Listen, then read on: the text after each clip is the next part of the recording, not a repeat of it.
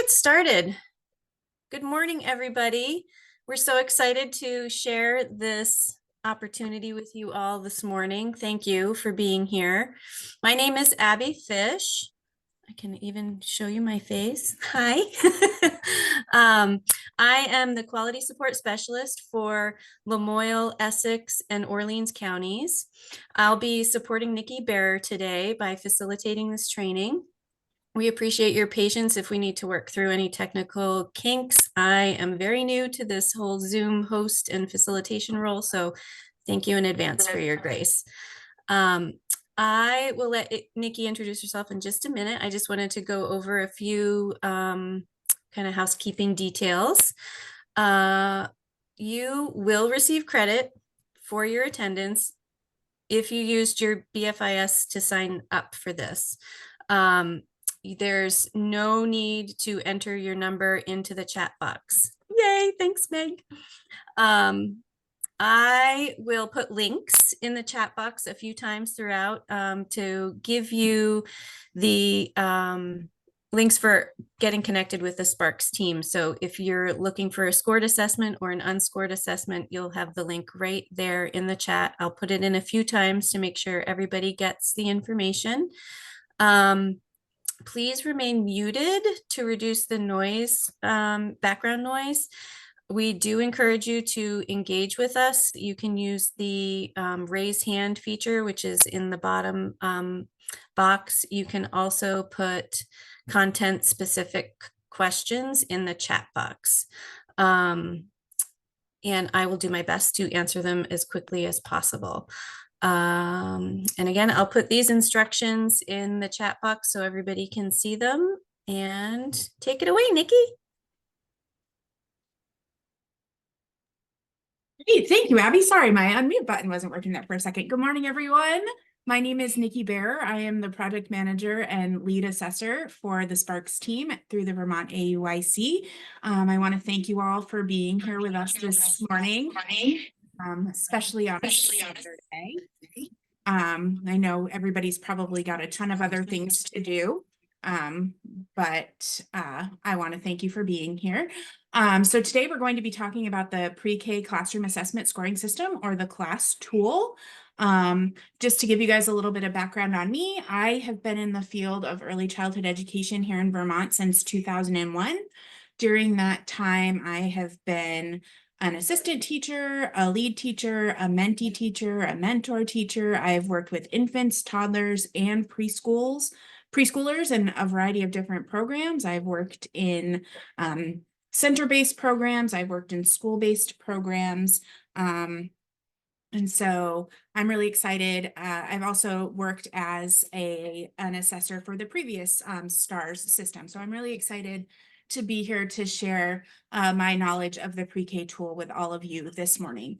So really quickly, we'll just go over what our plan is for today. So we're going to start by talking about the class measure. We're going to talk about what class is and some of the reasons why it was chosen as the tool of choice by the Child Development Division. We're going to talk about the pre-K class framework. So we're going to go through all of the domains and dimensions of the tool, and I'm going to try to give you as many examples of these as I can while we're going through.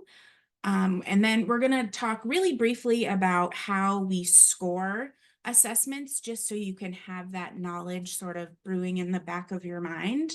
And then we're going to finish by talking about observation procedures. We're going to talk mostly about scored assessments because that's my domain within the Sparks team, but we will touch a little bit on unscored visits or consultations that the quality support specialists are performing throughout the state. So that's our plan for this morning.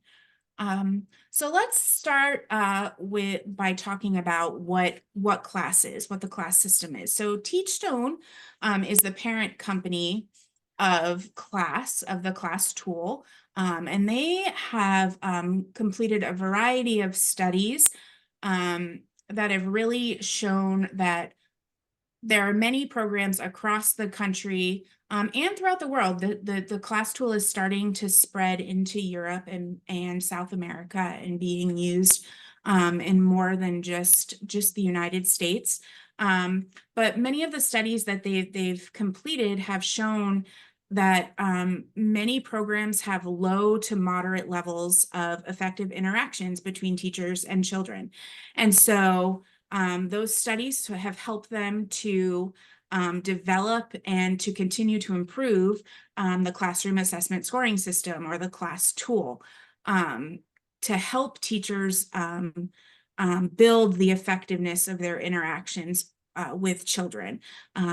As most of us have probably observed, and as we've learned, effective interactions between adults and children have been proven to lead to better outcomes for children in a variety of different developmental arenas, including cognitive development, behavioral development, and social emotional development. So it's really important that we try to improve the interactions that we have with young children, and the class tool can help us do that. As we learn about the techniques and strategies that are found within this assessment tool, we can improve our teaching practice and therefore create change within the lives of the children we work with, through building more effective relationships with them and having more effective interactions with them.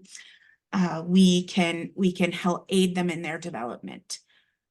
I think there are a number of reasons, I think, why the Child Development Division chose class as the tool to measure effective adult and child interactions. One of the reasons is because the class tool is grounded in child development. So the class tool starts at infancy and goes all the way up through grade 12. And each different tool, the infant tool, the toddler tool, the pre-K to grade 3 tool, the elementary, upper elementary, middle school, and then high school tools, they all focus on developmental markers that children within those age ranges are going to be working on to deliver techniques and tools that will help build effective relationships. So they take into account what's going on developmentally with these children to base the tool on, and to really aid educators in meeting them where they are developmentally. Another reason for choosing the class tool is that it takes into account the differences that we find across classrooms and programs. So children who are receiving care in a nature-based program should be experiencing the same quality of interactions as children who are being cared for in a Reggio Emilia-based program, or a Montessori program, or a play-based curriculum. So the tool effectively measures the interactions that are occurring between adults and children in any type of early childhood program, regardless of the program's philosophy. And then I think one of the last pieces is that the class tool looks specifically at teacher-child interactions. So we know that that's one of the best indicators of child success, having a positive relationship with a caregiver. And so the class tool looks at indicators of these relationships. And we aren't, as assessors, we aren't coming into your program and looking at how big your classroom is. We're not looking at how many blocks that you have. We're not looking at to make sure that you have one chair for every child at your table. We're just observing the ways in which educators and teachers interact with each other, and then basing our feedback on those interactions. And then the final piece here, we're going to talk a little bit about on the next slide, but the feedback that you get from a class tool, from the class assessment, can be used when used with professional development and teacher education, it's going to lead to more positive child outcomes. And so I think it's important to sort of look at how the class process works. And so much like the new STARS plan and looking at the continuous quality improvement plans, both are very cyclical in nature. So with the class tool, your teachers are going to collect observation data, and then they're going to use that data to impact child outcomes. And so basically a deeper dive into that just means that a trained class observer like me is going to come in, we're going to observe, we're going to provide a report and identify areas for improvement within the classroom. The teacher can then take that report, that information, can look for specialized professional development with the assistance of a director, an administrator, and use that professional development to improve interaction skills with children. And then as the new skill is sort of put into practice, those interactions are going to become more effective. They're going to become stronger. That's going to lead to better child outcomes. And then the process can start all over. The teacher can pick another piece of feedback from that report to start working on. And then eventually another observation will occur, and it's just a cyclical process that continues on and on. So that's sort of some of the background information on the class tool. I'm going to pause for just a second and check in with Abby to see if there are any questions up until this point, Abby. Nope, we haven't had any questions yet. Thanks, Meg. Sorry, Nikki. It's all good. Perfect. Okay, so now we're going to jump into the meat of the pre-K class tool. So the pre-K class tool measures effective interactions, teacher-child interactions, through 3 different domains. These domains are emotional support, classroom organization, and instructional support. Each one of these domains is broken down even further into different dimensions that look at different arenas of these domains. And so we are going to talk about each one of these domains and go through each of the dimensions included within the domain. And so we're going to start with emotional support. So emotional support refers to specific teaching behaviors or techniques or strategies that help children to develop warm and supportive relationships with their caregivers. They help children to experience enjoyment and excitement about learning. And they also help children to feel comfortable in the classroom and help children to experience appropriate levels of autonomy or independence within the classroom. And so the different dimensions within this domain look at each one of these categories, we might say. So there are 4 different dimensions within the emotional support domain. There's positive climate, negative climate, educator sensitivity, and regard for child perspectives. And we're going to go through each one of those and talk about them and flesh them out. And so we're going to start with positive climate.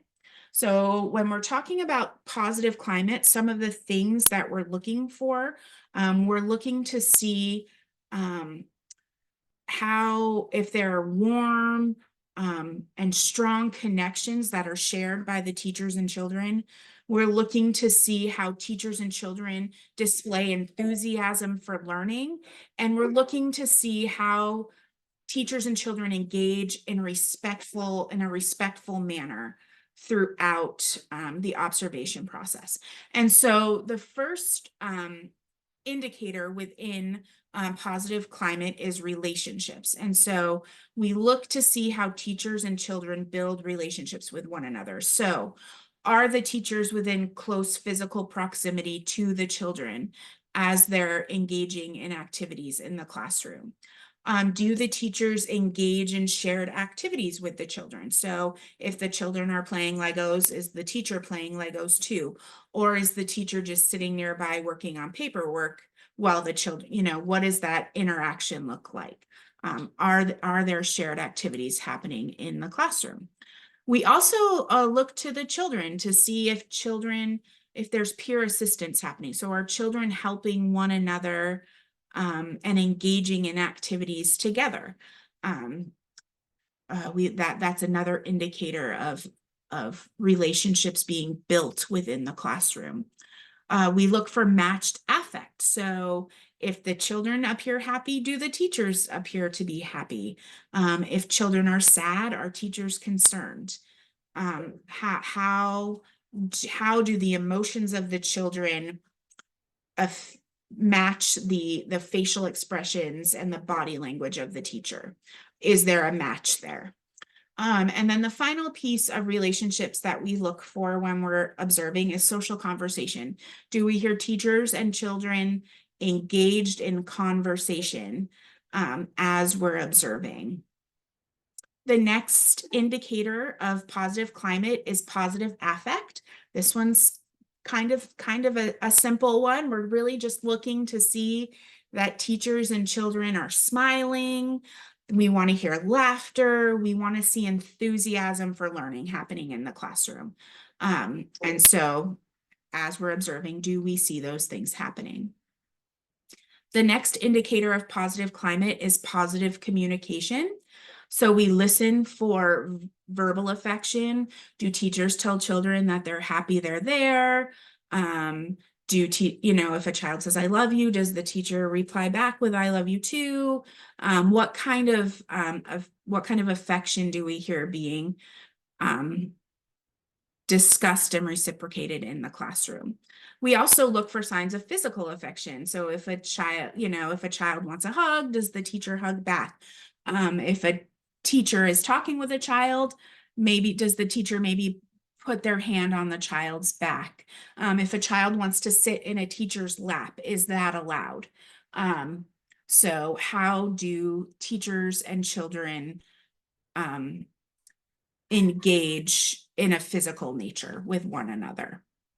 And then the final piece of positive communication that we listen for is positive expectations. So when teachers let children know about what can happen in the classroom, are they stating those expectations in a positive manner? Are they letting children know what they can do instead of what they can't do? And the final piece, the final indicator within positive climate is respect. So we listen for teachers and children to use warm and calm voices. We listen for respectful language and communication. We want to hear pleases, thank yous, your welcomes, the use of the children's names frequently. We should overhear that happening.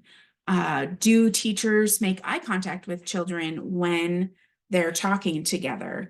And is the teacher's body oriented toward the majority of the children? So is the teacher facing the majority of the children as they're engaging in activities or conversations? So that's positive climate, and all of the indicators and behavioral markers that we're looking for within that dimension. The next dimension in the emotional support domain is negative climate. Negative climate, these are things that we actually don't want to see happening in the classroom, or we want to see happening very infrequently. So we're looking for things like the level of expressed negativity in the classroom. We listen for anger or irritation on the part of the teacher. We listen for sarcastic or disrespectful comments that might be made by the teacher. And there are 4 different indicators of negative climate that we're observing for. The first is negative affect. So again, that's about facial expressions and body language and tone of voice. So is the teacher displaying any irritability or anger, or do we hear the teacher using a harsh voice with children? The next indicator is punitive control. So do we hear teachers yelling at children? Are teachers using threats with children? If you don't clean up your toys, you're not going outside for recess. If you don't finish eating all your food, you're not getting up from the table. Things of that nature.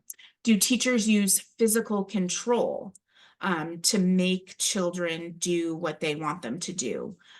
Or do we see harsh punishment happening in the classroom?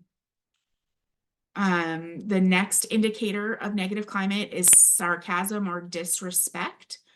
And so are we hearing a sarcastic voice being used, or are we hearing sarcastic statements on the part of the teacher?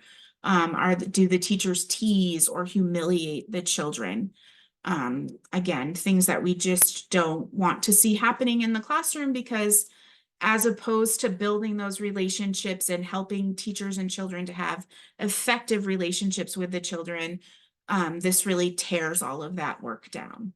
And the final indicator of negative climate is severe negativity. And so that might be bullying children, using physical punishment, things of that nature. And so again, all of these pieces of negative climate are things that we don't want to see happening in classrooms. All right, we're going to move on to the next. We're going to cover 2 more dimensions within emotional support, and then we'll pause to do some questions, to answer any questions that we might have thus far. All right, so teacher sensitivity is the next dimension within the emotional support domain. And within teacher sensitivity, we're looking to see how the teachers are aware of and responsive to the needs of the children within their classroom. So are responses in the classroom consistent? Are across all children? Are teachers quick to respond? Is the response effective to the children's needs? Are teachers paying attention to not only the clues or the bids that children make with their words, but also through their behaviors and with their body language? And then the other piece that we look at within teacher sensitivity is how does the child participate in classroom activities? And so there are 4 different indicators within this dimension within teacher sensitivity. It's also referred to as educator sensitivity. That's actually the new term that has come out in the pre-K to grade 3 second edition of the class, which we are using now. So the first indicator is awareness. So again, are teachers attentive to children throughout the classroom? Do they notice children who are having difficulties? And this is difficulties both maybe physically completing an activity and emotionally. Are they aware of both of those? Do they notice children who are upset as well? And this is also being aware of children who might be having, most children are verbal in letting us know what their needs are, but some children are not. And so again, it's being aware of both the things we're hearing and the body language of the children within our classrooms. The second indicator of educator sensitivity is responsiveness. So how does the teacher acknowledge the emotions of the children in the classroom? And so that really leads to labeling what children are feeling, helping them to put a name to that emotion that's going on for them. How does the teacher provide comfort to the child? Do they offer a hug? Do they talk through the feeling with the child? As opposed to just brushing the child off and saying, oh, you'll be okay, go play. And then how does the teacher provide assistance and individualized support to each child in the classroom? And again, this is both emotionally and cognitively and looking through an educational lens. So how do children need help with an emotional issue, or do they need help understanding an activity and being able to complete that activity? The next indicator is addresses problems. So how does the educator in the classroom help in an effective and timely manner? So is the child sitting and crying for 5 minutes by themselves before the teacher comes over to address that issue? Or does the teacher immediately notice that the child is upset and comes to help? And then we also look to see how the problem resolves. So is the resolution of the problem acceptable to the child, to the children involved? And do the children help engage in problem solving to come to that resolution? Are both pieces that we look for within that indicator. And the final indicator of educator sensitivity is student comfort. So we look to the children to see, do they seek support and guidance from their teachers? So if they need help, do they come and find a teacher? Do children freely participate in activities? Do they take risks when they're participating? Do they try something new when they're participating in an activity? Do they feel comfortable enough in the classroom with their teachers to take those risks while they're participating in activities? Okay, that's educator sensitivity.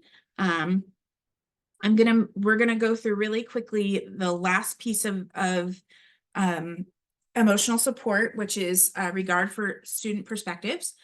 And then we'll pause and we'll do some question. We'll look to see if there are any questions that need to be answered. Okay, so regard for student perspectives, we're looking to see how teachers intentionally and consistently put an emphasis on the children's interests within the classroom. So are activities in the classroom child-driven or teacher-driven?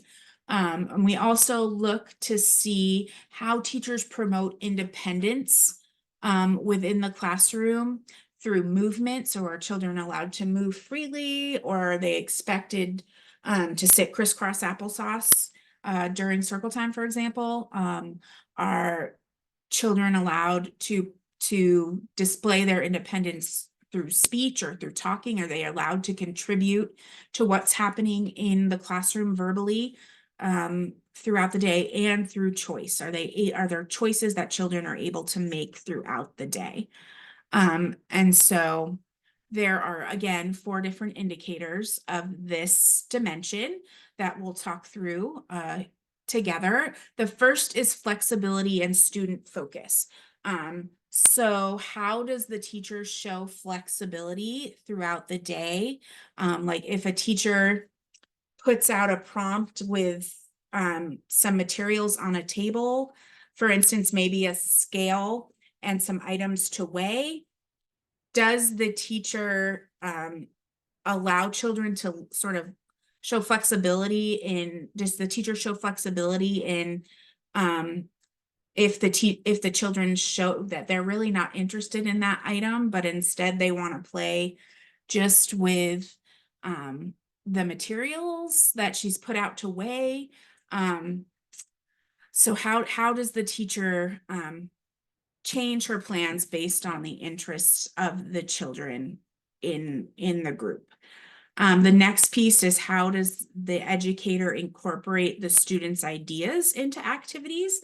So again, if you had that scale out on the table and children wanted to get different materials in the classroom, is that an option for them to try to weigh something else that the teacher didn't think of?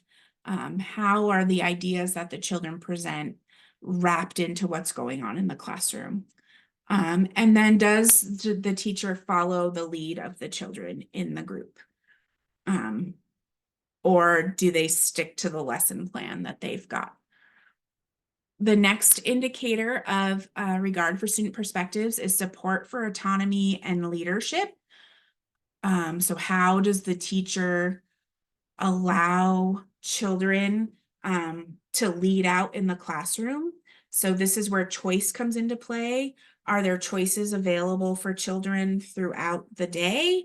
Um, Again, I typically use the example of if you're going to be singing songs with children, do you have two options that the children can choose from? Or instead of saying, or you might just say to children, we're going to sing a song. What song would you like to sing? So is there choice allowed? Are children allowed to make choices throughout the day? Um, are there ways in which the educator allows children to lead the lesson? So maybe during your morning circle time, are there parts of the activity that children can lead? Like if you do a good morning song to greet everybody, can the children do that portion of the activity and lead out in that? And then we also look to see what responsibilities within the classroom do teachers give to children. So are there cleanup expectations? Can children wash their hands independently? Can children get their lunch boxes out at mealtime? Can children help get their rest mats ready when it's time? What kinds of responsibilities do children have in the classroom? We also look at student expression with regard for student perspective. So do teachers encourage children to talk and to share their thoughts and ideas? That's really the big piece of that. How do children share what they're thinking during activities with their teachers? And the final piece of regard for student perspectives is restriction of movement. So does the teacher allow children to move about through the classroom as they need to? If you're sitting reading a story, can children sit how they like to? If children need to maybe bounce and wiggle a little bit, are they able to do that? We're really looking to see what the rigidity is with movement throughout the different activities and routines that happen in the classroom. Okay, so that's regard for student perspectives. So let's pause there. I'm going to stop sharing for a minute, and then we can look at any questions that we might have. Don't really have any questions right now. There was a question about accessing notes and examples, and I just wanted to call everyone's attention to the chat where we've been dropping some helpful resources for you. Links to both our resources that we have in-house, but also for resources through Teachstone. Perfect. And a lot of those resources through Teachstone will have very concrete examples for you guys. And actually, really quickly, I'll just show you. I'm going to unblur go back to straight background, and I'll just show this to you guys really quickly. This is the pre-K dimensions guide. Sorry, it's backwards. I'm not quite sure how to mirror my camera. But oh, did it come out okay? It just looks backward on my end. Super. That's awesome. Okay, so that's the pre-K dimensions guide. And this goes through each one of the dimensions and gives really good concrete examples of what educators can do in their classroom to implement some of these tools. And this is one of the less expensive materials that Teachstone offers, and they make that for the infant and the toddler tools as well. So that would be something that I would recommend if people are interested in that. Okay, I'm going to go back to sharing my screen, and we will press on with our next domain, which is classroom organization. So within classroom organization, this really looks at the different teaching techniques or behaviors that teachers use to help children develop skills that can regulate their own behavior. We look within this domain at how teachers organize the classroom day so that they can get the most learning activity or the most learning time out of each day. And then we also look to see how teachers maintain children's interest in different learning activities throughout the day. And there are 3 different dimensions that are included in this domain. There's behavior management, productivity, and instructional learning formats. And we're going to look at each one of these dimensions, and we're going to start with behavior management. So management, this looks at how teachers manage behavior in the classroom to prevent misbehavior. We look to see how teachers reinforce positive behaviors that are occurring in the classroom. This dimension also looks to see the ways in which teachers are proactive and how they monitor children as they're playing throughout the classroom. And it also looks to see how teachers share clear and consistent behavior expectations with children throughout the day. And so the first indicator of behavior management is clear behavior expectations. So when introducing a new activity, does the teacher provide children with clear expectations? So this is how we're going to approach this activity, or these are the instructions or the steps that we're going to follow. So are they clear? Is the teacher consistent with children? So once we've given those expectations, are we consistent in following those expectations? And the final piece, are the rules clear? Does it appear as we're observing in classrooms that children understand what the rules are? And so typically, if we observe very little behavior, then that's a yes. Teachers have put in the work, they've put in the effort, and children understand what the classroom expectations are for them. The next indicator of behavior management is being proactive. So how does the teacher anticipate problem behavior? So if you're getting ready for maybe a center time, and maybe 2 children who sometimes get a little silly together or don't work quite so well together decide that they're going to be at the same center together, does a teacher go over to work at that center to sort of help observe behavior and help children to make those good choices that we're looking for? So how does the teacher anticipate where problems might be and put steps into place to mitigate that? When there are behavioral issues that arise in the classroom, because they do, how does the teacher react? We want to see a low reactivity level. So we want to see a teacher that remains calm and that helps children to make a better choice when negative behaviors arise.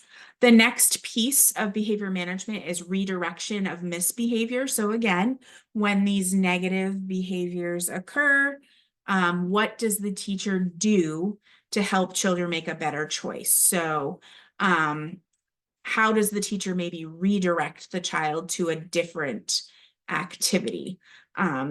And what is that redirection effective? So once the teacher suggests a new activity for the child, does the child follow that, and are they able to sort of turn it around? Or does the teacher have to continue to work with that child? So how effective is the redirection? And the other piece we look for here is how do teachers pay attention to the positive activities that are happening in the classroom? So children who are making positive choices, does the teacher bring attention to that? So for a child who, if one child runs across the room but another child walks, do we say to that child who's walking, Sally, thank you for walking in our classroom. That's really safe. So how do we pay attention to the positive choices that children are making in the classroom? The final piece of behavior management, we sort of look toward the children, and it's student behavior. So one of the pieces we look for is the level of compliance. So throughout our observation, how many, are children typically able to follow classroom rules and move through activities? Or do teachers frequently have to step in and redirect behavior? What does that balance look like? And then we also look for the level of aggression on the children's part or defiance. So for the, sometimes if there's a little bit of that happening, like that's not going to be an issue. But if the majority of the observation is children pushing or children throwing things, if the teacher isn't able to sort of redirect, that's going to take away from educational time in the classroom. And so that would be an issue. That would be something that we might need to work on more strategies within creating clear and consistent behavior expectations to help this child in the classroom. So that's behavior management. The next piece in classroom organization is productivity. And so in productivity, we look to see how the teachers manage the children's time in the classroom so that children are consistently involved in activities. So we always want to see that children have something to do in the classroom. We're not looking at quality of activity here. We just want to see that children have activities available to them throughout the observation time. Another way that productivity can be described, excuse me, is that the classroom looks like a well-oiled machine. So again, children know the routine of the day and they're able to move through it with very little teacher direction needed. And the final piece we look for in productivity is that there's a clear plan for the day and that the teachers are able to implement that plan. And even if that, that doesn't mean that the plan might not get changed based on the needs of the children throughout the day. But it does become clear that there are times when there's not a plan for the day, and teachers are kind of just like, I don't really know what we're doing here. So we just want to see that teachers have a plan and that they're able to implement it while observing. So the indicators of productivity are,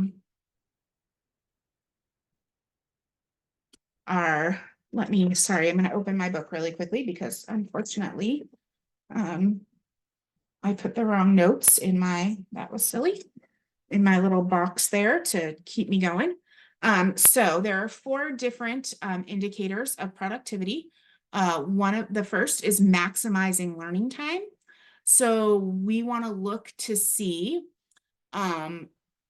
this is where we're looking to see, do the children have activities available to them throughout the observation? Do children always have something to do?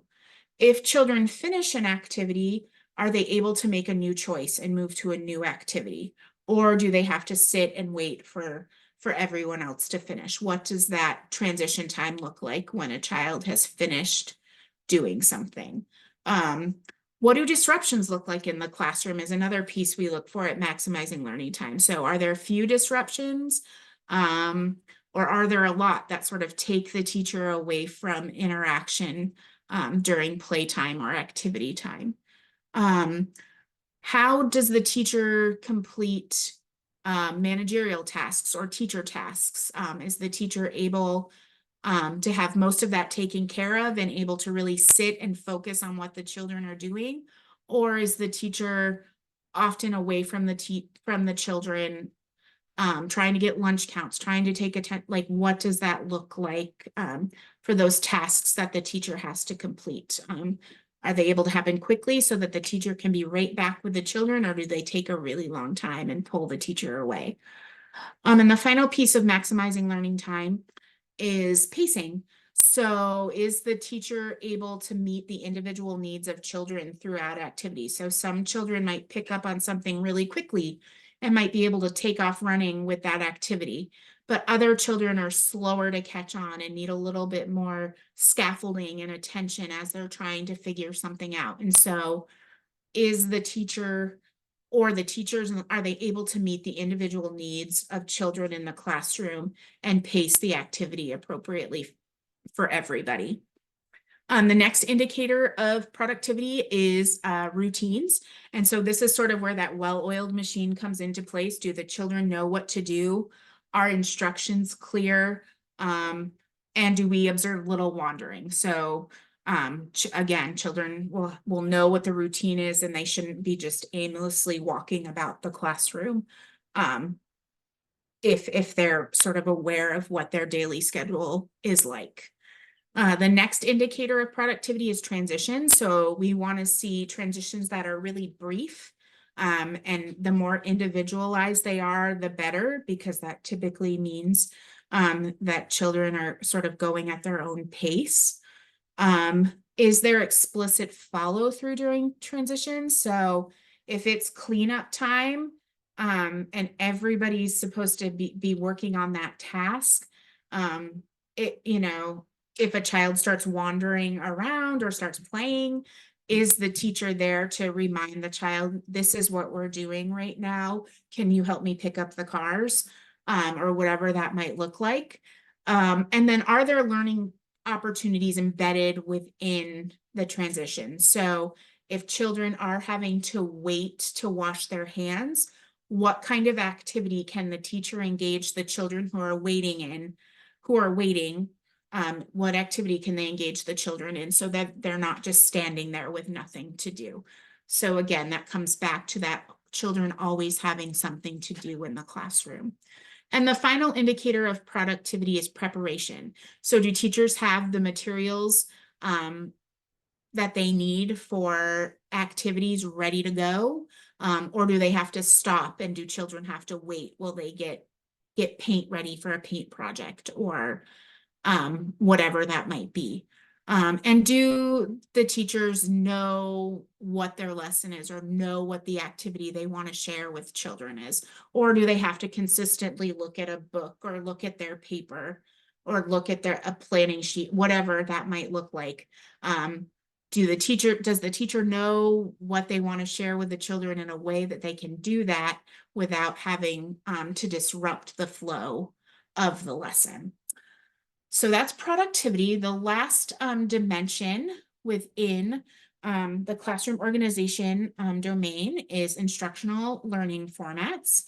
And so for instructional learning formats, we look to see how teachers make the most out of children's interest and engagement in activities. So again, might be where a teacher might present materials to a child, to a group of children, and think, oh, this is what we're going to do with them. But the children might take those materials and go in a completely different direction. So how does the teacher follow the lead of those children? We also look for the use of multiple modalities. Modalities can also be thought of as our senses. So how do teachers use the different senses we have and incorporate those into learning activities in the classroom? And we look to see what the active engagement of the children is during activities and classroom time. So the first indicator of instructional learning formats is effective facilitation. And that really starts with, is the teacher involved with the children as they engage with materials in the classroom? And then we look to sort of see, how is the teacher involved? Does the teacher ask children effective questions? This is going to be more, if you're playing with farm animals, there are different types of questions. Are you asking children, ooh, what does the cow say? Or do you go a little deeper and say, what do you think that cow is going to eat today? And then sort of brainstorming a list of different things that a cow might eat. So looking at the different questions that teachers are asking children as they engage with classroom materials.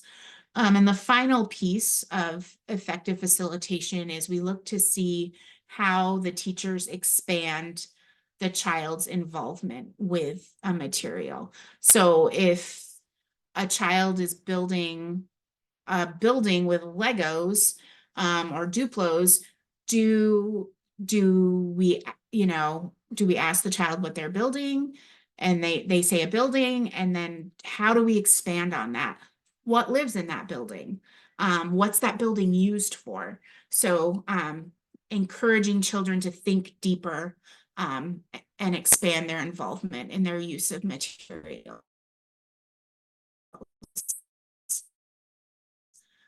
The variety of modalities and materials. So again, this is where we're looking to see how our different senses are brought into activities. So are we talking with children so that they can hear what we're saying? Are there things that they can see with their eyes? Are they able to move about as they're engaging with materials? Do we provide children with interesting and creative materials to use throughout the day? And so looking to see what items children have available to them to explore with as they're playing in the classroom. And the final piece of this is, do children have hands-on opportunities? So are they able to touch things and manipulate things as they're engaging with materials in the classroom? The next indicator that we look for is student interest. So do children actively participate in what's happening in the classroom? Do children listen as they're participating? Is their attention focused on what's happening in the classroom or with the teacher or a group of children they're working with? And the final piece of instructional learning formats is clarity of learning objectives. And so these next few behavioral markers are really big words, but they mean pretty simple things that teachers do pretty frequently and just might not even be aware of. So the first clarity of learning objectives behavioral marker is advanced organizers. And so this basically just means, do teachers, when they're presenting maybe a teacher-led activity, do they let children know what they're going to be doing? So now today we're going to be learning about what dinosaurs eat. That's sort of your advanced organizer. You're telling children what you're going to be talking about. The next piece within clarity of learning objectives is reorientation statements. So while you're talking about what dinosaurs might eat with a group of children, you're brainstorming the different things they might eat. Maybe one child says, dinosaurs like to eat grass, and another child might chime in, my dog likes to eat grass too. And so a reorientation statement would be like, yes, sometimes dogs do like to eat grass when their tummy hurts. But what else do we think dinosaurs might like to eat? So it's just bringing the children back to the topic that you're discussing, the topic at hand, with a reorientation statement. And then the final piece of clarity of learning objectives is summary statements. And so that's basically when you're wrapping up an activity, you're just letting the children know what you've talked about. So today we talked about all of the different things that dinosaurs might like to eat. And so that's your summary statement, just wrapping it all up. And so that is instructional learning formats. And so that's sort of the second domain within the pre-K class tool. I'm going to check in with Abby really quickly and see if there are any questions that have been brought up so far. Nope, I haven't seen any hands go up, and there's Okay. nothing in the chat. Perfect. Okay, then we're going to jump into our last domain within the pre-K class tool, and that is instructional support. Before we start talking about instructional support and before we really dive into the meat of this domain, I just want to let you all know this is the the domain within the pre-K class tool where many programs struggle. And it's not just here in Vermont, it's nationally, it's across the country. Teachstone has identified this as an area of the class tool, the pre-K class tool, where some time and effort need to be spent on creating some professional development for teachers. And we at Vermont AUIC are very well aware of that. I have started collecting class scores for this dimension, for this domain, to share with the child development division, for a number of reasons. Because one, it is an area where our teachers need some additional supports. And so how can we, as a Sparks team, and how can the child development division, how can we all work together to create those supports for teachers and programs? And the second piece of this is that that we're working with the child development division to really change the way in which they're looking at the scores of assessments and how we determine 4- and 5-star programs. Because right now, the scoring guidelines that they've chosen are unattainable for most, for I'm going to say 99% of the programs across the state because of this domain. And so we're really, that's one of the reasons why this sort of stars period, oh gosh, my brain just sort of stopped on what I was going to say about the stars. The star, Abby, help me out. What's the word I want? Do you mean now you've leaked it into my brain. Sorry, I'm sharing. No, that's okay. I keep wanting to say probation period, but it's not probation. No, like the revision period, is that what they're calling it? I can't remember. Like stars has extended their period of not sort of looking at scores. Yes, pilot period. Thank you. Pilot period. Thank you. Oh my, Brenda. Brenda, you're a rock star. My brain was not working there. So STARS has extended their pilot period for another year, so that we can really look at this and we can really create a plan that works for programs. So I want to share that with everybody because a lot of programs are really surprised when they get their scores back for this domain, and I don't want that to happen. Like right now, it doesn't mean it just means that we need to work on this. And we are there trying to figure this out. So let's talk about the different dimensions within instructional support. Oh, wait, I should probably tell you what it is. I just realized I didn't do that yet. Woo. Okay, so instructional support looks at how teachers provide support to children in their cognitive and development and in their language growth. And there are 3 different dimensions that we look at within instructional support. We look at concept development, we look at quality of feedback, and we look at language modeling. And so we're going to talk about each one of these dimensions. So concept development, when we're talking about this dimension, we're looking to see how teachers facilitate a broader understanding of concepts and ideas for children. We're looking to see how teachers provide opportunities for children to analyze and reason and to brainstorm and create within the classroom. And we also look to see how teachers use an intentional approach to tie concepts together for children. And there are 4 different indicators that we look for in classrooms when we're observing for concept development. The first indicator is analysis and reasoning. So we listen for why and how questions. Why and how questions encourage children to think deeper about something. Like, why do you think that happened? Why do you think, if you're talking about, again, dinosaurs and the foods they eat, if you're looking at a dinosaur that's got flat teeth, as opposed to sharp teeth, Why do you think that dinosaur with flat teeth likes to eat grass and not meat? And maybe you can talk about how the shape of their teeth helps them to eat different things. Um, so those why, and we listen for those why and how questions in analysis and reasoning.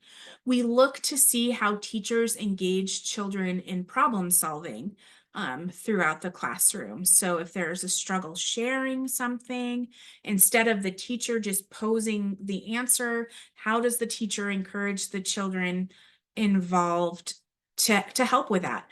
Maybe if you're going to do an activity and you realize you're out of glue, how do you pull the children together and say, we were going to do this activity, but we don't have any glue left in our classroom. What can we do? And so encouraging the children to share different ideas and help to solve the problem at hand.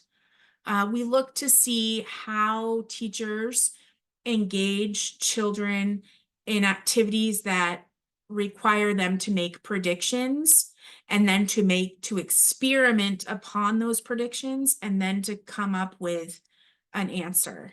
Um, I'm trying to think really quickly off the top of my head. So maybe if you're getting ready to plant a green bean seed, like in a paper towel in a bag on the window, you know, what do you think this seed is going to do when we wrap it in a paper towel and tape it on the window and let them make their predictions, write them down.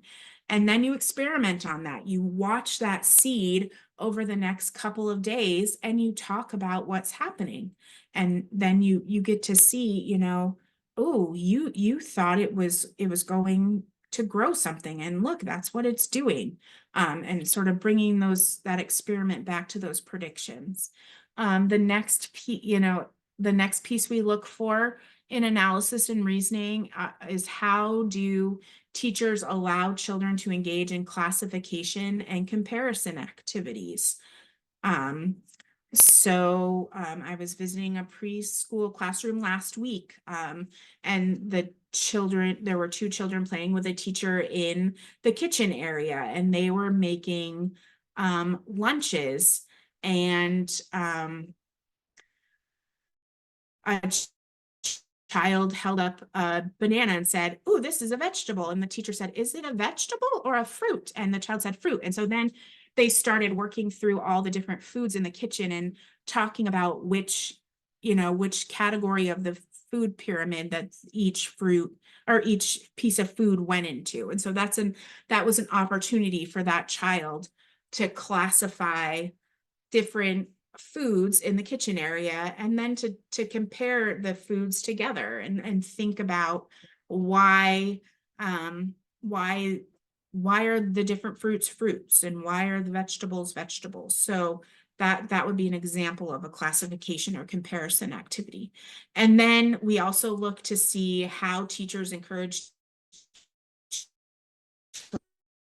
children to evaluate activities that they've completed, or how do you wrap those activities up to help children better understand what they've seen or what they've been engaging with, to make those connections within their brains. The next piece of concept development is creating. And so we look for brainstorming. Do teachers engage children in the brainstorming process?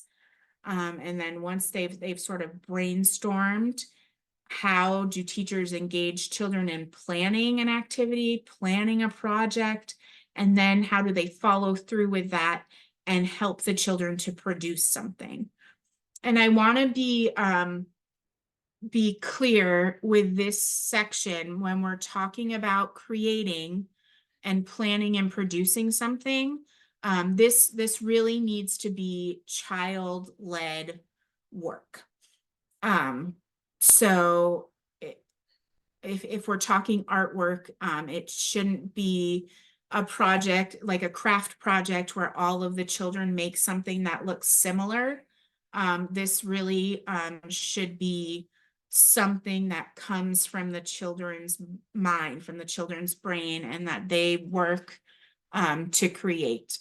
So if, for instance, if you're talking about rainbows and you're encouraging your brainstorming piece might be what are the parts of a rainbow? And so you talk with the children about what they, you could talk about the different colors in a rainbow. You might talk about how you need sun and rain for a rainbow.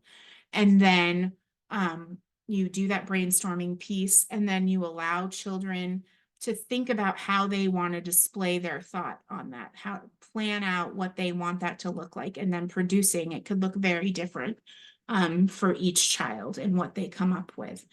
So that's the creating piece of concept development. The next indicator within concept development is integration. And so this is really looking to see how the teacher makes connections with what children are currently doing in the classroom with what they've previously done in the classroom. So how do teachers tie what we're currently doing with something we've already done? I can give an example of this. I saw at an observation a few weeks ago. Was children were singing a song with their teacher. They were singing "If You're Happy and You Know It," and they got to the part about "If you're happy and you know it, stomp your feet." And so the teacher said, remember stomping your feet. We did this last week when we were outside in the snow. We were stomping our feet in the snow to look at our boot tracks. And so that was making a connection with what was currently happening in the classroom with something that had previously happened in the classroom. So that's what we're looking for with integration. How does the teacher make connections between what's currently happening in the classroom and other activities that have happened?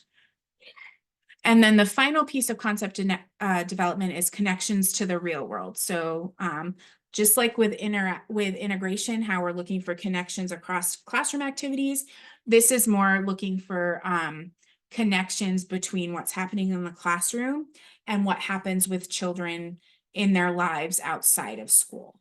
And so looking to see how teachers bring in the outside lives of children into the classroom and make connections between what they're doing in the classroom with what they do at home. So for instance, in another program that I was observing, a teacher, they were having smoothies for snack. And so the teacher had asked the children after they had taken a sip of their smoothie, what kind of fruit do you think that might be inside? What kind of ingredients do you think might be in this smoothie? And so that allowed the children to do a little brainstorming about what they were tasting in the smoothie. And then and then after they did that, the teacher said to the child, to one child, you like to make smoothies at home with your grandma.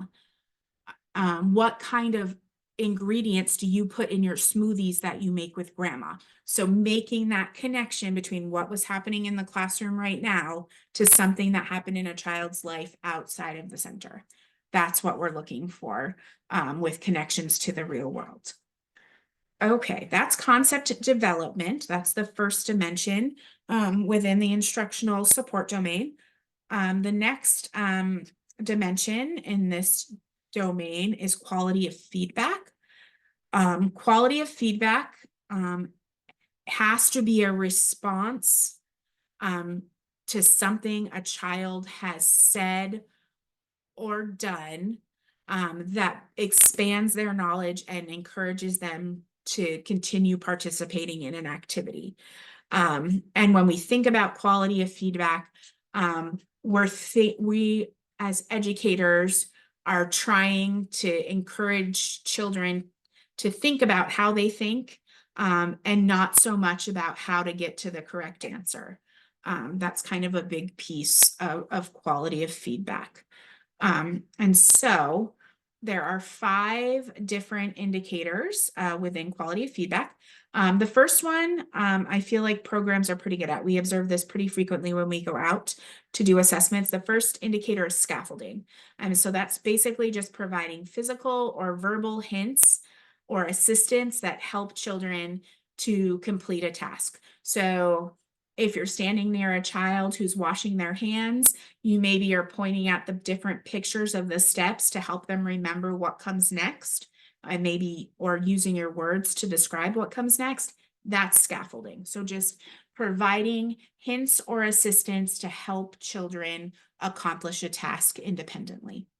The second indicator of quality of feedback is feedback loops. Feedback loops are back and forth exchanges between a child and an adult. So a child will say something, a teacher will respond, and this will go back and forth 3 or 4 times in order to be considered a feedback loop. And basically the teacher is using follow-up questions. The teacher is providing information that sort of helps the child to gather new information about a topic. So for instance, at a program I was visiting, a child brought an ice cream cone over to a teacher and said, here's a vanilla ice cream cone. And the teacher said, thank you. This ice cream is pink. Have you ever had pink vanilla ice cream before? And the child said, no. And the teacher said, I wonder what other flavors of ice cream could be pink. And the child thought for a moment and said, strawberry ice cream is pink. And the teacher said, you're right, strawberry ice cream is usually pink. Can you think of any other ice cream flavors that might be pink? And the child thought for a moment and said, cotton candy ice cream could be pink. And the teacher said, you're right, cotton candy ice cream could be pink. Do you think this might be strawberry or cotton candy ice cream? And the child said, this is strawberry ice cream. So the child had sort of presented some information that maybe wasn't 100% correct. And the teacher used follow-up questions with this child in a feedback loop to help them come to the understanding that this was pink ice cream and was probably a different flavor other than vanilla. And so that's what a feedback loop is. So it's just helping a child to come to a better understanding of a topic through follow-up questions. The next indicator of quality of feedback is prompting thought processes. So when a child maybe trying to think of a good example of this that I've seen recently. Some children were we're building a volcano together at a center that I recently visited out of magnetiles. And they made like a pyramid shape. And so the child said to the teacher that was sitting with it, there, we finished our volcano. And so the teacher asked the child, where do you think the lava is going to come out of the volcano? And the child sat back and thought for a minute and was like, oh, you're right. There's usually a hole in the top. And so the 2 children who were building the volcano together had to go back to work to figure out a new structure for their volcano so that it had an opening at the top for the lava to come out of. And so that's sort of what this prompting children's thought processes is. Trying to when children say something, asking questions that helps them to think a little deeper about what they've said, or to help them to think a little deeper about what they've created.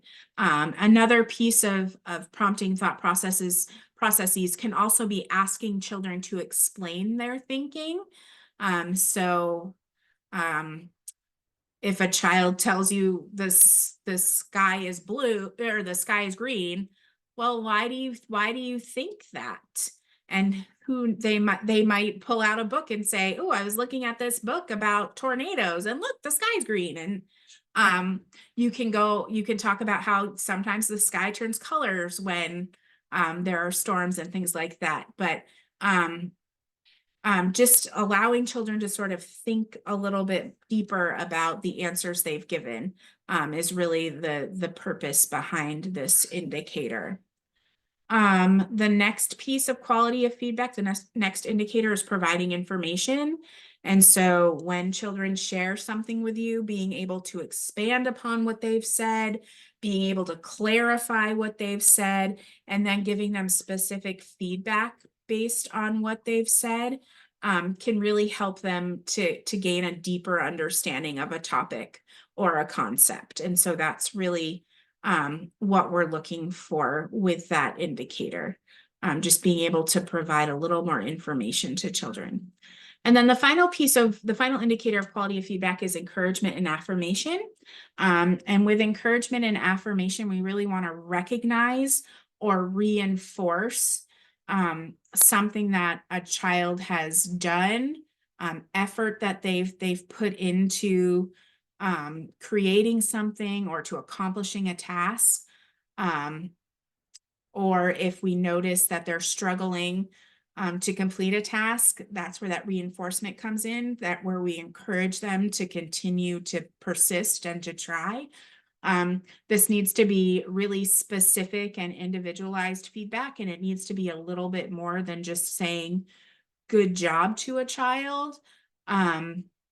So for a child who's trying to build a block tower, and if that block tower, continues to fall down, but they keep trying, that's when you can use encouragement and affirmation to say, I can tell that you're getting really frustrated that your tower keeps falling down, but I love that you keep trying, and you keep building and keep working on it. So acknowledging the work that a child is putting into a task to help them keep going. Or, if same child finally gets to the point where they build their block tower with 10 blocks in it, and they say, I did it, then you can say, I'm so proud of you. You kept trying and trying and trying, and you were finally able to get all 10 blocks on your tower. Great job. You can add that great job then, or that good job then, but it has to be accompanied with really specific feedback for that child. Okay, that's quality of feedback. Our final piece of instructional support is language modeling. Language modeling looks at how teachers support children's language development through the talking that teachers do and the ways in which teachers encourage children to participate and to communicate. It looks at the use of questions that teachers ask, and it looks to see how teachers model language use. So the first indicator of language modeling is frequent conversations. So we look for back and forth exchanges between teachers and children and amongst peers. We look for contingent responding, and that basically just means that if a child is talking about dinosaurs, the teacher is talking about dinosaurs too. Everybody's talking about the same topic. We look for open-ended questions. So we want questions that require more than a one-word response. And that really encourage children to think and to use more language. Another indicator of language modeling is self and parallel talk. So how does the teacher map their own actions with language? So that's self-talk. And then parallel talk is how does the teacher describe what children are doing with language throughout the day? And then the final indicator of language modeling is the use of advanced language. So does the teacher use a wide variety of words? If a teacher uses a new word, do they connect it to a word that the children are already familiar with so that they can understand what it means? And how do they encourage children to use a wide variety of language as well? So that is language modeling, and that is instructional support. Okay. I'm gonna really quickly breeze through scoring. So as a trained class observer, we're sort of encouraged to use this NICE protocol, this NICE acronym when we are scoring assessments. So first we start by note taking. So we observe, we write down our notes. When we're done taking our notes, this is a score sheet for a toddler class observation, but the pre-K class score sheet is pretty much the same. It's got all of the dimensions located over here on the left-hand side of the paper with the different indicators underneath them, and a section for us to take notes and a space for us to score. So we take all of our notes in the different areas throughout our observation. And then when we're done, we sort of think about our notes and we indicate initial ranges. So, it was low, which was a 1 or a 2. We felt it was mid-level, which is a 3, 4, or 5, or we thought it was high, which was a 6 or a 7. Then we use our manual to read up on each dimension and to look at examples that are provided there and to sort of really confirm the range that we've set. And then we assign a final score. We evaluate and code. And, it was a mid-range. So, and we saw maybe 50-50 examples. So it was a 4. This one was a high range. We saw lots and lots of examples, or this would not be one that you would, negative climate would not be one. This is one where you want to get a 1. But like for teacher educator sensitivity, I saw lots of examples. Teachers were very aware of and responsive to children. They got a 7. So that's basically that's scoring pretty much in a nutshell. I want to really quickly get to the 2 types of observations that that Sparks provides to the field. We have consultations, which are unscored assessments that the QSS team, the quality support specialists for regions, will come out and perform. I'm not sure, but Abby can put a link to that request in the chat. We're not going to talk too much about the consultations because that's sort of not my arena anymore. When I was a past STARS assessor, it was, but now my job is just scored assessments. And so that's what I'm going to focus on today. Scored assessments look different for center-based care or school-based care versus family child care homes. But for either one of them, I will send an email to the program director, owner, or administrator saying this is the day I'd like to come and visit. And then I ask programs to send me back some information about their classrooms or about their program. I want to know the number of classrooms they have, the names of the classrooms, the teachers of the classrooms, and the age range of children and the number of children within each of the spaces within their program.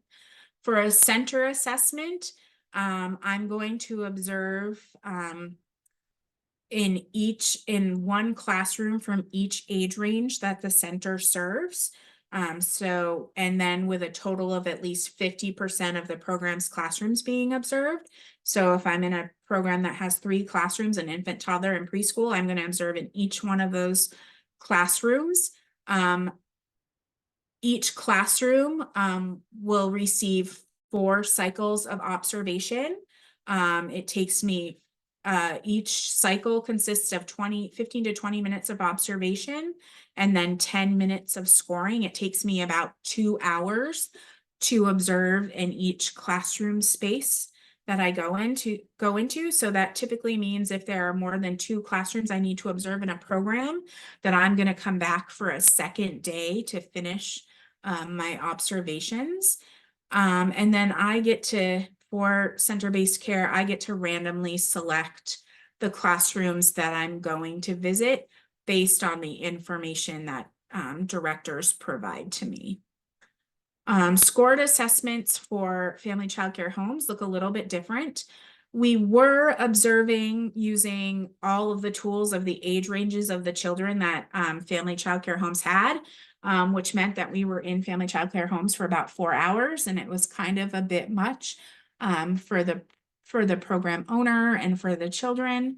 And so we recently have gotten permission from the Child Development Division, and this is based on recommendations from the recommendation of Teachstone, which is the parent company of class.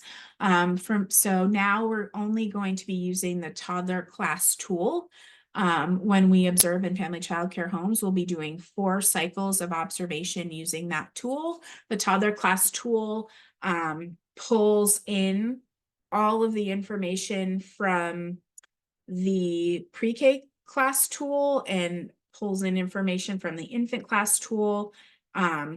So it's really looking for a lot of the same pieces of each of those tools. It's a good combination of the two. And so that's going to be the new plan for family childcare homes. And so again, we're doing 4 cycles of observation, with a cycle consisting of 15 to 20 minutes of observation, 10 minutes of scoring, about 2 hours per program visit. And so after we finish observing, we send a report to the program administrator, owner, or director that contains the strengths and weaknesses that were observed during the observation. We give an overall domain score for the classroom we're reporting on, or the age group we're reporting on. We do 1 report for each age group that we observe in the program, or 1 report for each classroom that we observe.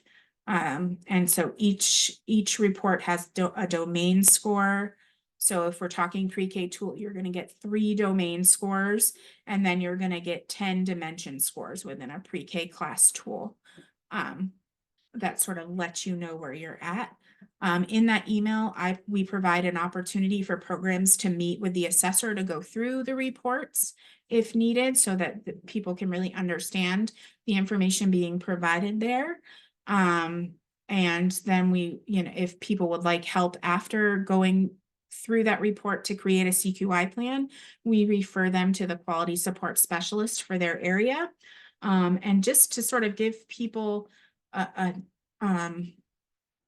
update on where we are, because of the backlog of programs that need to be assessed, because the STARS program was shut down for about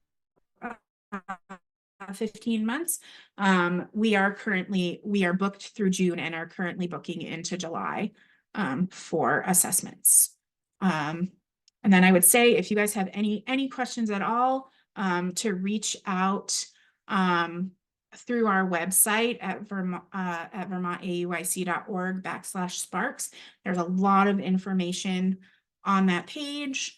And that's where you can also find links to request assessments and to request visits from your quality support specialist. Okay, so that is the information on the pre-K class tool. I do know it's 10:30 and it's almost 10:30. I am very mindful of people's time, especially since it's a Saturday. So I'm going to end by saying I want to thank you all for coming. Anybody who would like to stay on for a few minutes to ask any questions, I am more than willing to do that. But I also know that we said this was going until 10:30. So anybody that does have to leave, please feel free to do that. But anybody who has any questions, we can definitely, you can use the raise your hand feature, type something in the chat, however we need to do that. And everyone who has to leave, thank you so much for coming. I really appreciate you giving up Saturday morning time to join us for the class training.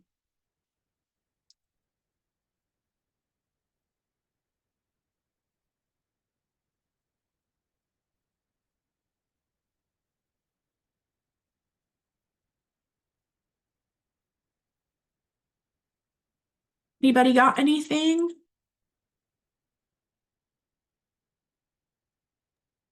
I have a quick question. Can you hear me? I can, absolutely. Go for it. Um, I was just curious because I feel like our program is pretty strong in a lot of these domains. But you said, was it the concept development that was like the tricky one that like gets scored lower? Yeah, so usually it's concept development, quality of feedback, and language modeling tend to score lower. Okay. I just have a question because like I feel like just thinking about like previous activities, I feel like we do this, but sometimes in the short like in the short observation, it's not always like showing, like, you know what I mean? Like Mhm. there's not a lot of time to present all the skills that we do so naturally. How, like, as an observer, like, how do you think we should set up like like that day so that you can see each skill? Does that question make sense? Yeah, so typically we encourage programs to maintain sort of a typical daily routine for Hmm. observations. I think what class is really trying to encourage people to do is that all of these indicators that we've talked about today are things that should be happening on a consistent basis throughout the day in classrooms.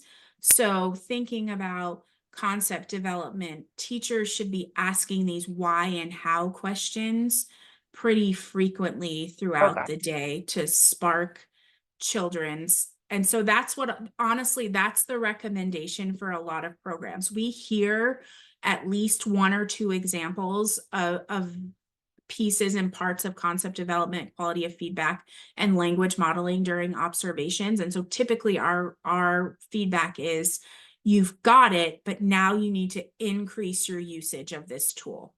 You need to use it more frequently throughout your day. Okay, well, thank you so much. That makes sense. Yeah, thanks, Margaret, for coming today.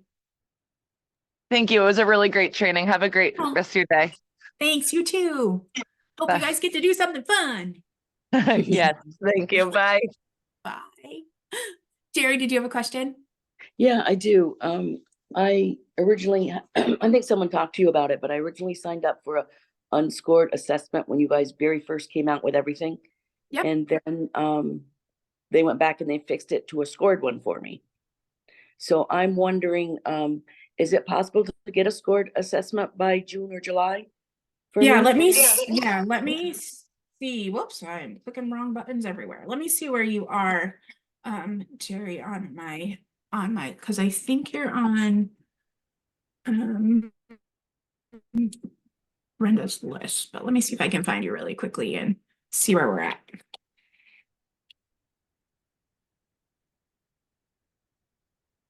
What are the lists of people that they do?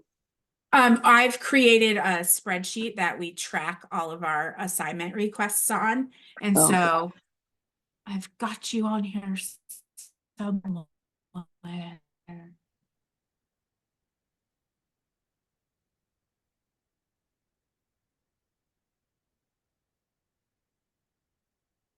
think I've put you in, you're in Brenda's. does that mean she would be doing my observation? I think so.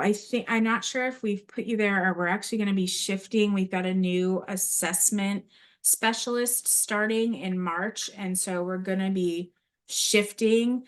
So Addison County is actually going to become one of my regions. And so I'm not sure if we've Oh, put good. you I was going to to ask you if I could request you.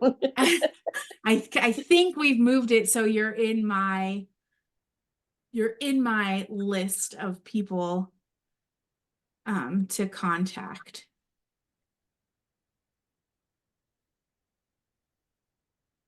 Yeah, I think you're on my list to sort of reach out to.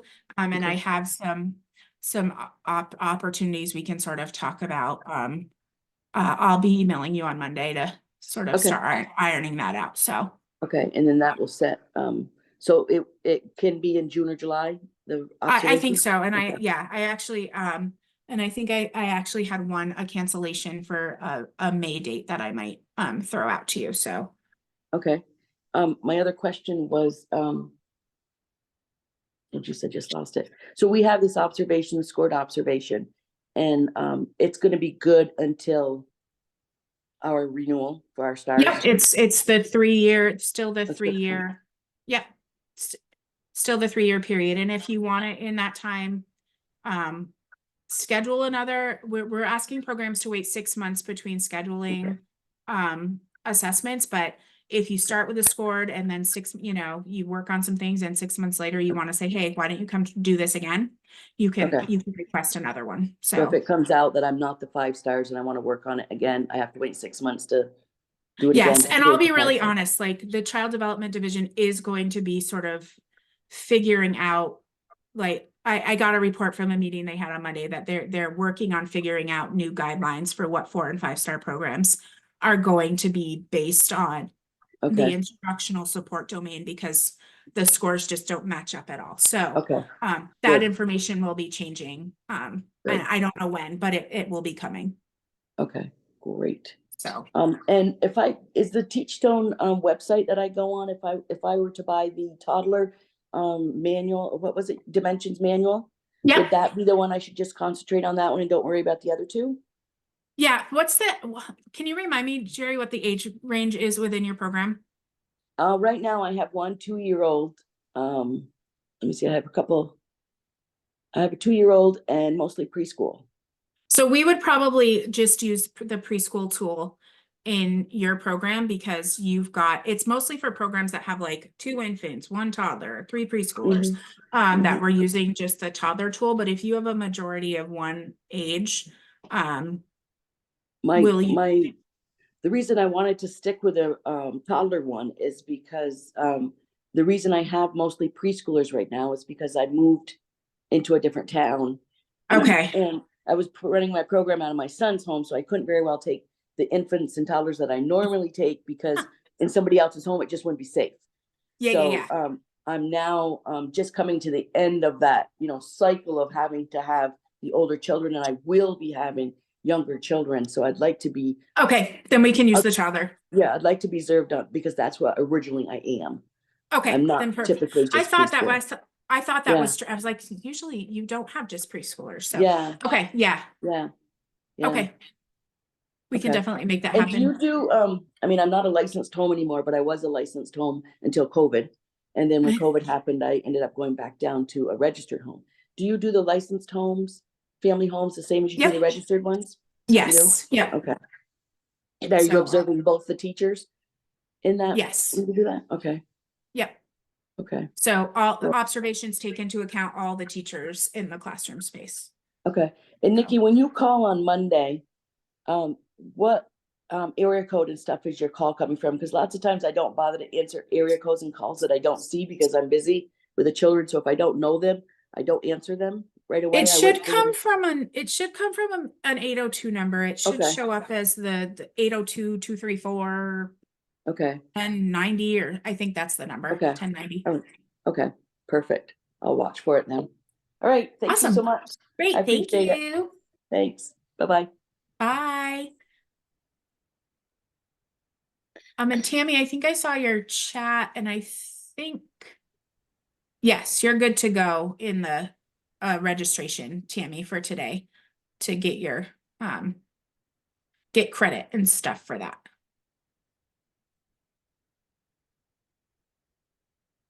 Oh, hi, Nikki. This is Mackenzie. I just stayed on. I had a quick question for you. Yeah.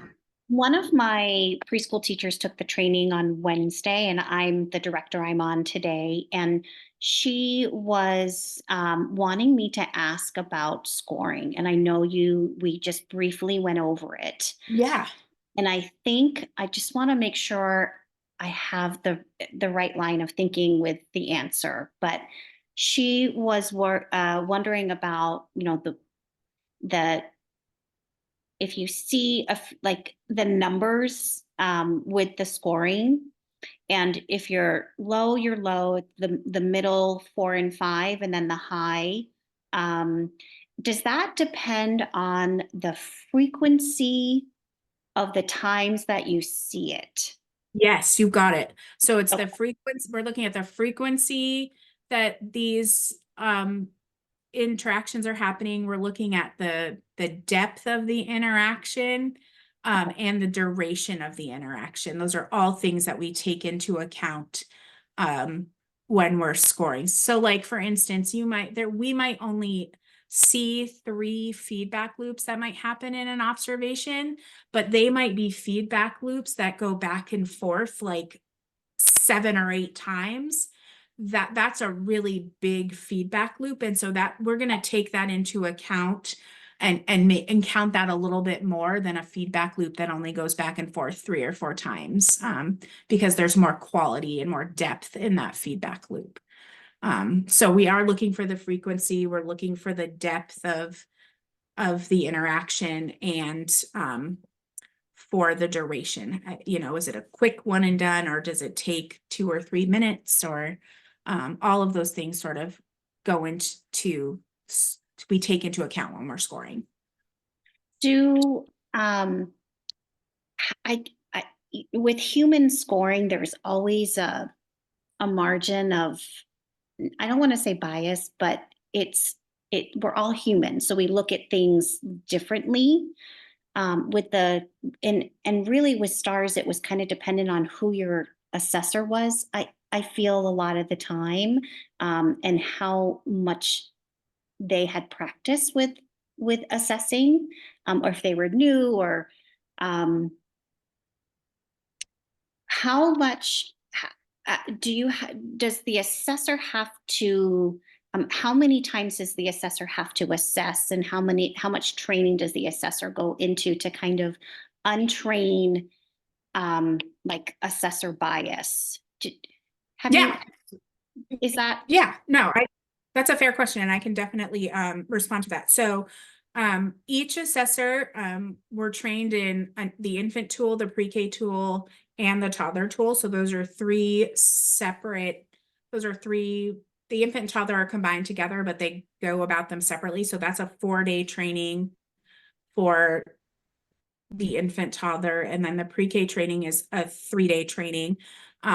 During each one of those trainings, one of the first things we talk about is bias, and actually the beginning section of the workbook, the manual that we get, is all about, there's a big section on how we need to be aware of our biases and how we need to check those at the door, and before we go into an observation.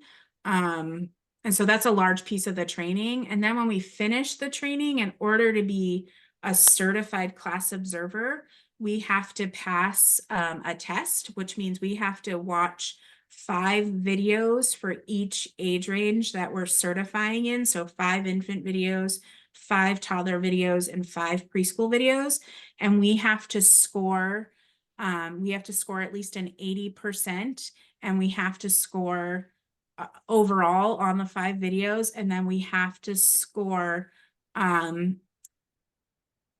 least 80% in each domain within the tool, and get those correct. Like, there's a really strict scoring that we have to meet in order to be considered certified and reliable within the tool.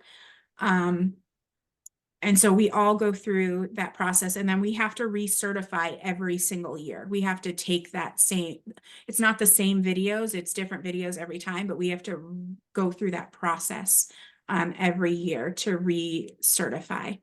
And then all of the assessors that are out in the field right now all of them have gone out with me. We've done our group assessments together, where so that we check each other to make sure we're reliable as we're going out and observing in programs. And so I think the Sparks team does quite a bit to make sure that we're meeting that reliability piece, and that we're really being aware of what might be affecting us as we observe. And the other piece I like to mention too is that I've worked at a number of programs. If any of those programs come up in my sort of, for me to go observe, I pass them to another observer. So like, we don't go and visit programs that we have had connections with to do these observations. Okay. I know that might have been a little bit of an uncomfortable question, so I appreciate you answering that. And I think you're actually coming to our center if I can. I was like, I recognize the name. Yeah, you'll be there soon. But Awesome. we'll let her know it's dependent on the frequency. And then we were just like, is there a formula involved? So then I'll just let her know that you go back and you look at examples, and okay, wonderful. Thank you for Yeah, I think what they sort of tell us this during this last pre-K training that I did, this was the first time I'd ever heard this, like, because I've taken this, I've taken like the main training 2 times for each tool. During this past pre-K training, they told us that they wanted us to see 6 or more examples for every dimension to be considered a high score. Okay, So that is very helpful. That's very helpful. And then yes. when you said that you were just in the meeting and you're finding that the scores aren't lining up, is that the centers are not meeting, they're not lining up like on the low side for the centers with scoring? Is that what you meant? Yeah. So like, so for a 4-star program, programs have to score within the mid-range, which is a 3, 4, or 5 in all of the domains of the tool. And then for a 5-star program, they have to score in the 6 or 7 range to be a 5-star program within each of the domains of the tool. And that's not an issue with emotional support and classroom organization. Programs typically score in the 6 or 7 range with those 2 domains. But the instructional support domain, programs don't typically score above a 2 or a 3. And so that's the piece where their scoring guidelines are out of whack. And so I'm having all of the assessors who are out in the field input their scores into a tracker that we're sharing with the child development division, so that they can really see, your scoring guidelines for classroom support and classroom organization and emotional support are right on, like that works, but your score guideline for instructional support is just not attainable by programs. Well, that might be helpful too in determining like future trainings, and definitely helpful for us to focus on if we know that those are areas that are not scoring high. Yeah. Like we can focus on making that part of the CQI plan, and just really focusing on the quality of feedback and all the other areas under that. Yeah, absolutely. And that's a definite goal for us as a Sparks team, is looking at concept development, quality of feedback, and language modeling, and figuring out how we can develop some trainings to put out to teachers that will really help them to bump up the strategies that those dimensions suggest, so that teachers can use them more frequently and more effectively in their classrooms. Okay. Thank you. I won't take up any more of your time, but thank you. I love staying on and listening to questions because yeah, it's helpful.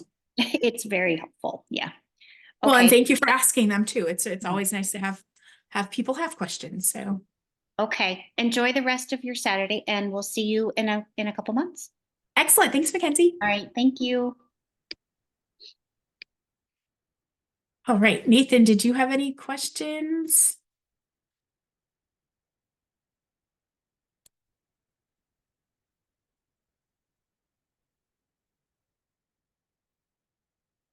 Yeah, or not? No? Nope. Sorry, I just kind of tossed them out. If people don't Oh, there answer, you go. I don't have mine. Bye. Goodbye. Hey, nice job. Thanks.